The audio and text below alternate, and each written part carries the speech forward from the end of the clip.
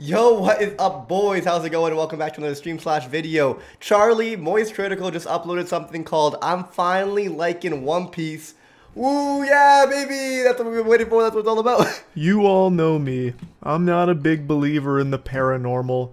Ghosts, ghouls, goblins, gnomes, Wi-Fi, all just a bunch of horse radish, His intros are always hilarious. Like, where the fuck is this going? if you ask me. And you know what else I didn't believe in until recently? One Piece being good.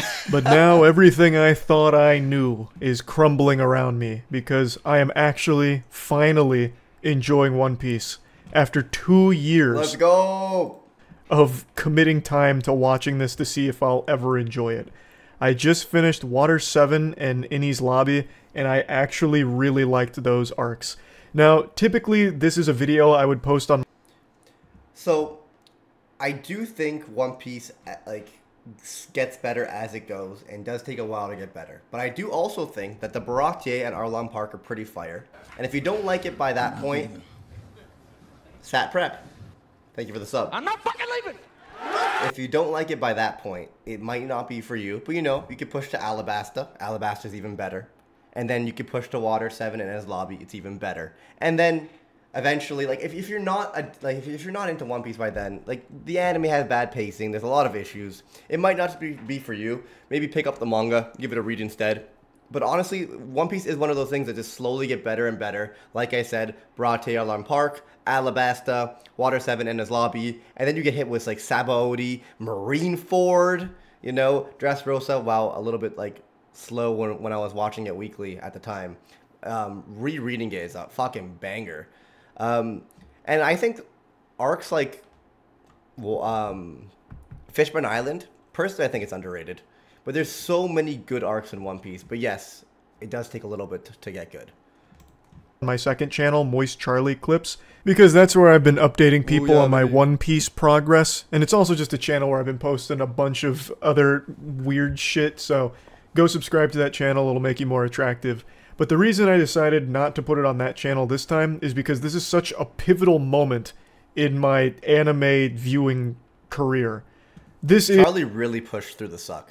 He really just said, I don't like it, I'm falling asleep, but I'm just going to keep on watching because the anime fans, they got to be right. There's no way they could be sucking One Piece off this fucking hard for this many years if it doesn't actually get good. Is the biggest anime ever made and biggest manga by extension, and I've never liked it. I've always shouted bah humbug about all the people going crazy about how good One Piece is. But now, after 300 something episodes, I'm finally enjoying it. I'd given One Piece so many chances over the years to really grip me, and it never has. So I always thought that everyone that was preaching the gospel of One Piece being the best fiction ever produced, I thought they were all just a bunch of lunatics, like solar panel scammers just making up lies. You know, I thought that whole concept that One Piece was anything more than dog shit was more made up than the boogeyman. But I decided about 2 years ago now to really buckle down, grit my teeth, and just catch up on One Piece to see if it ever actually gets good. I was willing to subject myself to some torture with early One Piece seasons in order to see if the grass was ever greener on the other side when we finally reach, like, episode 250. There's a very popular meme about, like, no, bro, you have to give it, like, 9 seasons before the show gets good. You have to watch, you know, 400 episodes before you start to like it. You just have to invest the time in it to... Yeah, I think between episode 17 and, like, 50, Baratier and Arlong Park is really where it starts to get good. And maybe in the anime there's some pacing issues for sure. But I don't know. I think there's some banger early arcs. Really get the payoff. And my god... But yes, it does escalate and get better and better as it goes. As most fiction should, honestly. That couldn't be more true for One Piece. Which is actually not true. Most season 2s and 3s I feel like go downhill. But you would think with more time to develop characters and more time to develop your world and more time to work on your like fighting system and stuff like that, you'd think it would get better as it goes. But a lot of fiction actually just goes downhill. I don't know. I guess it's just like you're introducing more and more characters, so it's hard to flesh them out. It took me 300 episodes. It's hard, like, I don't know. I feel like you got to give it to Oda when it comes to, like, being creative. I know a lot of things, like, some of the formulas can be reused and recycled. For sure, it happens in anime all the time. but just the ability to be creative and send these guys on different adventures. There's always one goal in mind, but every island is so different. It feels like sometimes it's a completely different anime, and I think that's hard to do. I don't think it's easy, like I said, to have a second season or a third season or a fifth season that could really match up to season one. Because like being a YouTuber, like I made so much content I really wanted to make early on. It's like after 100 videos, what the fuck am I supposed to do? Here I am reacting to other people's content. It's hard to be creative forever. It's not easy. Episodes to finally get to this point. That's not exactly, you know, that's not nothing. That's a long time spent of not enjoying something before you start liking it. You know, eating vegetables before you finally get to the main course that you wanted to eat. So I understand why people don't usually subscribe to that belief, like it's not worth investing that much time into a show you don't even like until like 300 episodes in, where you get like hypnotized into liking it maybe. I get it. But for One Piece, you know what? I'll just say it's been worth it. Let's go. I'm not conceding on any of the points I ever made about the previous seasons prior to Water 7, because I still think the pacing was glacial and bad. I don't think us anime fans have ever said the pacing or animation in early One Piece was good. It definitely wasn't. The outright refusal to actually kill any characters outside of flashbacks was cowardly and takes a lot of the wind out of the... I will say I do wish a lot of the characters actually were killed. If you have a reason to bring them back later because you have a plan for a redemption arc or a different type of like comeback with a villain or an antagonist or an opponent, I get it. But other than that, these are fucking pirates. I wish they killed. But when people do die, it does hit hard in One Piece, I will say. But I do think it's like, I understand it's fucking like it's an anime series that's like kind of aimed at like a teenage to young adult audience. Honestly, I think the audience for One Piece is between 14 and fucking 70. Like anyone could enjoy One Piece, and I feel like that's why they do it. Like they don't want to make it too dark, too grueling, even though there's a lot of corruption in the world and all that. I feel like they try to make it so anyone can enjoy it. But I, as like an adult, I wish that, you know, some of these opponents were killed. Because to me, it's like, what's stopping them? Like when Luffy moves on to the next island, what's stopping Arlong Park from just being like, oh, I'm healed now. Let me just fucking start taxing the village again. They went on to the Grand Line. What are they going to do? Come back? Yeah, how are they going to find out? They don't got cell phones. You know? Like, I understand, like, Luffy crushes people's ambitions. He has the craziest ambition, goes for it, like, full force. And he crushes other people's goals and ambitions and dreams and what they're currently working towards on, like... And, like, he counters it in a certain way. I don't know. I'm not articulating this perfectly, but just fucking kill them, you know? The sales of stakes when it comes to the show, as well as a couple of other arguments I've made a lot in the past that I don't need to just regurgitate here. Up until this point, there wasn't a whole lot I liked about it, other than a couple of characters like Zoro and Chopper, and I did like the Alabasta arc overall, but on the whole, wasn't really feeling One Piece. I wasn't exactly pumping my fist, getting excited for it. It was a show that literally was a sleep aid. Like, this was the cure for insomnia for the first 240 episodes. Like, it was so goddamn boring and generic. I wasn't enjoying it. But then, once I got to Water 7, things really started to turn up. Like a lot of people said. Most people, actually, when I was talking about this on stream across my journey, always said that you have to at least get to Water 7 before it gets really good.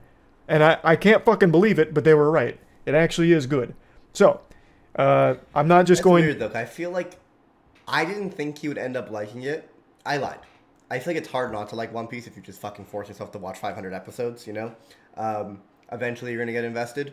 But at the same time, it's like... And I know it does get better as it goes. But at the same time, some of his issues with the series don't exactly get resolved. Like, he doesn't like Luffy. So if you don't like the main character, sometimes it's hard to keep on pushing yourself through. If you don't like the fact that no one dies in One Piece, well, some people do die eventually and it hits hard, for the most part, most of the antagonists are not going to die. Like, he has issues with, like, the core of the series and a lot of what doesn't change. So it's surprised that he's able to change his mind. I think it's literally just, like, the story gets a little bit better as it goes. And how can you not be invested after 400 episodes? Like, you can't not fall in love with a lot of people. To repeat all of the things I've said on my second channel about One Piece so far with my updates, so I'll just give you the brief cliff notes. Like you gotta love fucking Sanji and like Zoro by now and like Usopp. Like you don't like Luffy, but you gotta fall in love with everyone else. Like some of the characters like Zoro and Chopper. I cannot stand Luffy. He's my least favorite character. So, I'm not just going to repeat all of the things I've said on my second channel about One Piece so far with my updates, so I'll just give you the brief cliff notes. I like some of the characters like Zoro and Chopper. I cannot stand Luffy. He's my least favorite character, and now after finishing Enies Lobby, he is still my least favorite character. This fucking goober only has 2 modes. It's stupid, and then stupid and hungry. And then I guess a third mode when he's fighting. And then he's, you know, at least he's not being annoying. Like, he's just a fucking grating character, and as I understand it, you either love or hate him. Yeah. And unfortunately, I love him. I think he's so funny. I think he is the perfect fit for someone who is the pirate, the perfect fit, not even just a pirate, for someone who is trying to become the most free, trying to find the One Piece. He is trying to do something literally impossible, like one of the most impossible goals of all time, when you're a fucking pretty average or slightly above average, like, strength teenager, being like, I want to be the strongest in the world, find a treasure no one else fought, sail across the entire ocean. Like, it's just like everyone freaks out in the early series when you hear him say it. And throughout the entire series, he's just like, yeah, I want to be the most free. I'm going to fucking do it. I believe. I'm going to die trying. Like, just like full force and non-stopping, like, towards his goal. It inspires the people around him. It inspires the viewers. And I just think he's the perfect character for the world of One Piece. You throw him into something like fucking Fairy Tail, he sucks. You know? And that's why Natsu sucks. On the hate him side. I do not like him. He is very, very annoying, and I get that that's his whole character trait, but so far he has not evolved past that or developed past it at all. And I can never forgive this show for what it did during Skypiea, where it just put Luffy in the belly of a giant snake, and he stayed there for like 30 fucking episodes. The cave, Charlie. Episodes straight, and just was like left in stupid juice and like in this trance of idiot moron mode, where he just kept like punching walls and he's like, oh, this is such a weird cave. Man, am I ever going to leave this weird cave? Such a weird cave. Like, he himself made I thought it was so funny. Skypiea almost unwatchable, because he is just a perpetual stupid character. And that's just not that fun to watch, especially when it holds everything back. A lot of the problems are caused because Luffy is stupid, and I think that's his issue. A lot of the times, Luffy's stupidity prolongs stuff. It's not... So, One Piece already is one hell of an adventure. It is all over the place. It takes a while to get to any destination, right? Or like any endpoint for an arc, for the journey, for mystery, for anything. And it's like, I could see him watching One Piece as like a 30-year-old man. Not One Piece, not reading the manga, where it's like there's so much fucking filler and intertwined bullshit, and then it's like he finally feels like he's gonna get somewhere, and then you just have Luffy fucking poking a snake's stomach. This is a weird spongy cave. Why is my clothing deteriorating? Like, it's funny to me, but I could see from someone watching it now where it's just like, you want to get somewhere good because you know it's going to get somewhere good, and you just have this idiot protagonist holding you back. In combination with the terrible pacing the show already has, I can see how it could get annoying, but I'm just so biased because I'm just so in love with One Piece and Luffy.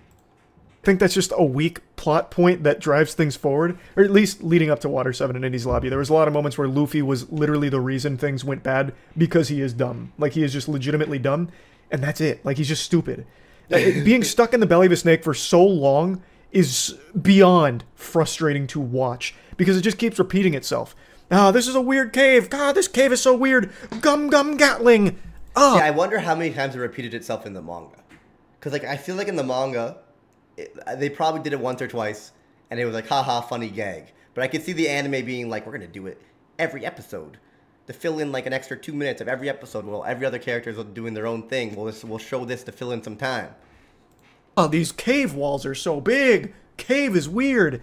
And then he's finally freed from the snake at the very fucking end. He's like, oh, you guys came into the weird cave to save me? You're like, Luffy, it's a snake. What do you mean it's a snake? It's a cave. It's so lame. You know what's so funny? Even him describing it, it just sounds funny to me. Like, he gets out of the cave, like, oh my god, there's a snake. Where'd the cave go? It's so lame. I cannot stand Luffy as a character.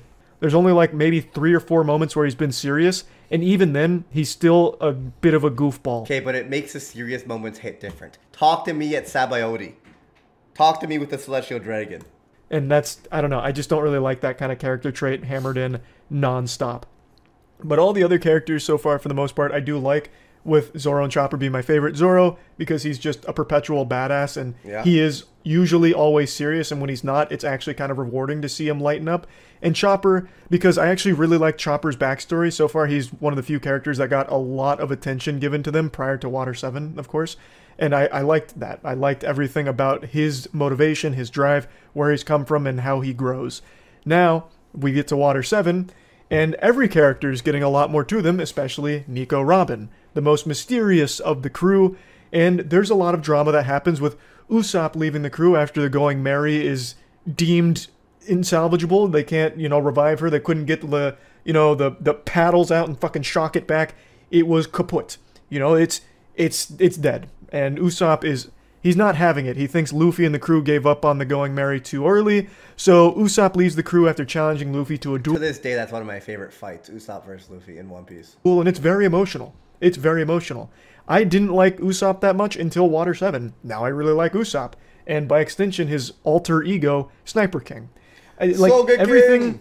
I complained about up until Water 7, they are directly addressing and making better, except Luffy. So I'm getting excited here. The fights are better. I did like the Iniru fight from the Skypiea arc, even though Skypiea as a whole absolutely blew filthy fucking ass.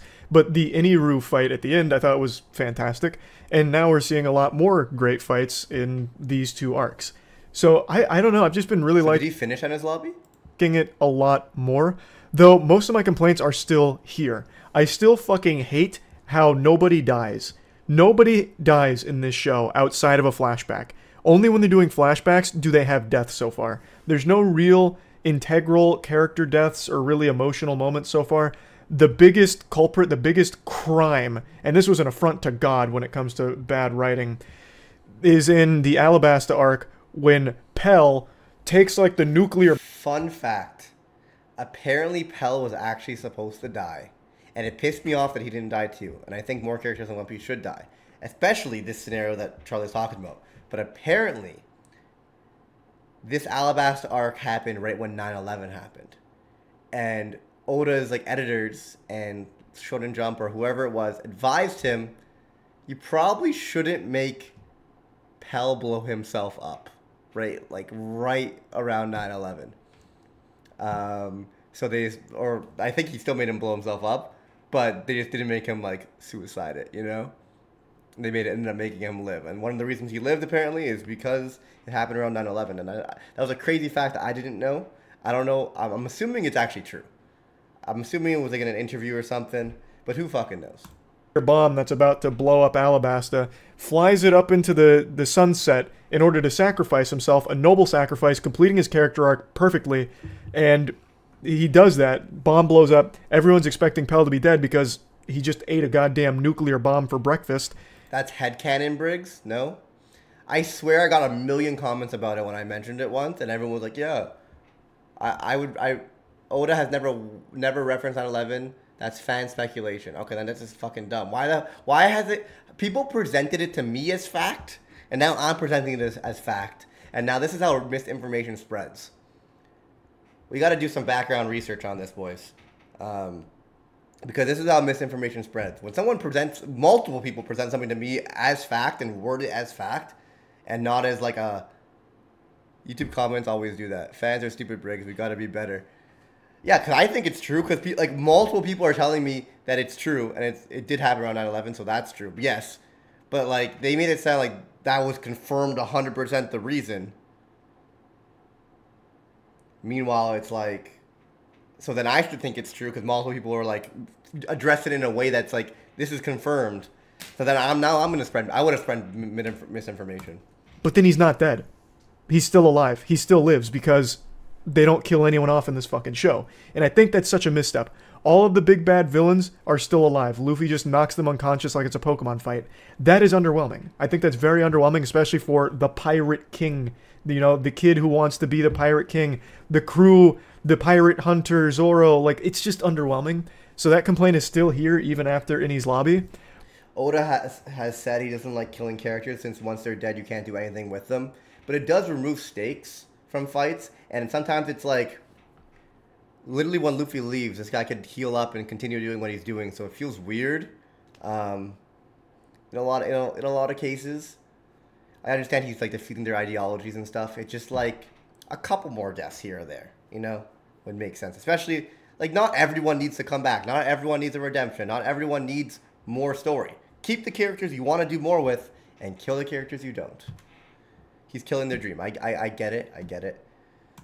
But I know there are character deaths coming up. I've been spoiled, obviously, on where the show goes because Tiana watched all of it in a short period of time, so I saw a lot of it. And I know there are character deaths that come up, but even still, as of right now, it's just lackluster. Because I always know, no matter what, they're not going to kill off even minor characters. Even characters that don't have a whole lot to contribute. Nothing really happens to them. So that always grinds my ass grease. Like, I really do still have an issue with that. Pulling all of these punches when it would be a lot more impactful to the story if they would just commit to killing some characters that obviously were being set up for something like that. But anyway, that's probably still my biggest complaint. But overall, Water 7 and Innie's Lobby have done wonders for making this show enjoyable. The villains are much more interesting here. It's introducing a ton of new, deeper underlying issues that are going on in the world around them, even outside of the immediate problems. The overarching plot continues to get bigger in the scale and scope of it.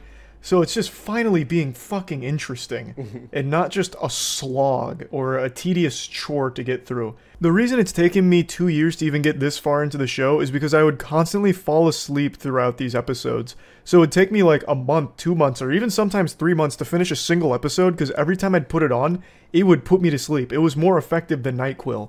Like, some of these episodes... needs to get that G Fuel going. But yes, the pacing's so bad, I could see how you could lose concentration and fall asleep. So it's in the other arcs were just so meaningless and so boring. Also, fucking Charlie's such a workhorse, it blows my mind. No wonder he's fucking tired at the end of the day. Homie's always live. I go on Twitch, he's live. He's been live for 7 hours. Somehow a YouTube video got posted while he was live. But he also, like, obviously he has people working for him and stuff. But he recorded it. When did he record it? You've been live all fucking day. And all day yesterday. And all day the day before. Like, you stream like 6 to 7 days a week all day. When are you recording these videos? Obviously you have someone uploading them for you, editing them, even though there's like no editing in these. These fucking moist Charlie clips, fucking pounding shit out, and I know that's someone else, but still, he's grinding. No wonder he's tired at the end of the day. I remember when I used to like do really, really long hours, like I couldn't watch it. I would try to watch stuff, and I would pass out. I couldn't do it. Like it just, I wasn't invested in it. And there is still some of those sins committed even in this arc, in these 2 arcs. Like, for example, in the middle of very high-stakes stuff, when they're working to get Nico Robin back on the crew after learning the truth about why she betrayed them, in the middle of that, there is, I think it's 4 episodes of just flashback filler. In the middle of, like, this extremely important moment with Nico Robin opening up about her past, you know, wanting to come back to the Straw Hats but can't because of the Buster order. And during this, like, as they're squaring off with all the bad guys and with Nico there as well, they just, like, fucking shoehorn in, like, 4 filler episodes. Why? I do remember that. Just skip them, dude. Well, like in the middle of very important stuff. At least I think it was at that part. I'm already getting a little foggy on exactly when those flashback fillers come in, but I'm pretty sure it's there. And it's just, you know, it's unnecessary. It doesn't add anything. All it does is ruin, once again, the pacing and detract from the enjoyment. So there are still those moments here, even in what I consider to be the best arcs of the show so far, but they're much lesser and a lot less egregious. So overall, I just like the direction Water 7 and Innie's Lobby is taking the show. I'm finally starting to see how this opens up into something very special. Sam, but thanks for the follow. It's just weird to me that, like, obviously, like, you know, this has been out for 25 years. We know that there's issues with One Piece, but he's just actively doing nothing to help himself. Like, look up a filler list, maybe, so you can skip some filler episodes. Download the One Piece. That makes it so much better to digest. Read the manga, maybe. It's like, he's just like, I'm gonna close my eyes and watch every episode of One Piece, regardless of what it is. He is skipping filler? Those flashbacks were filler, man. Those were not in the manga. So clearly not. For the first time. He's just like, this show was bad, but I'm not going to do anything to make the experience better, and I'm just going to complain. It is so dumb to me. It's like, this series came out 25 years ago. Like, imagine going back to watch Bleach and watching all the filler. I'd rather kill myself. Okay, that's a little far. So, yeah, I'm finally liking One Piece. I know this isn't the most like detailed moist meter review breakdown of Water 7 and Enies Lobby, but I don't really think that's necessary. All of you watching this have probably already formed your opinions about One Piece, and there's not a whole lot I can do to like change your mind. All I can speak to is what I've found not enjoyable versus enjoyable. And right now, Water 7 and Enies Lobby is exactly what I'm looking for from a show like One Piece. So I'm hoping the coming arcs continue that energy and keep that momentum pumping. So yeah, finally liking One Piece. That's about it. So yeah. Hell yeah, dude. I'm happy he's enjoyed it. Can't wait to see his reaction. His reaction on Sabaody, on Marineford. It's gonna be great.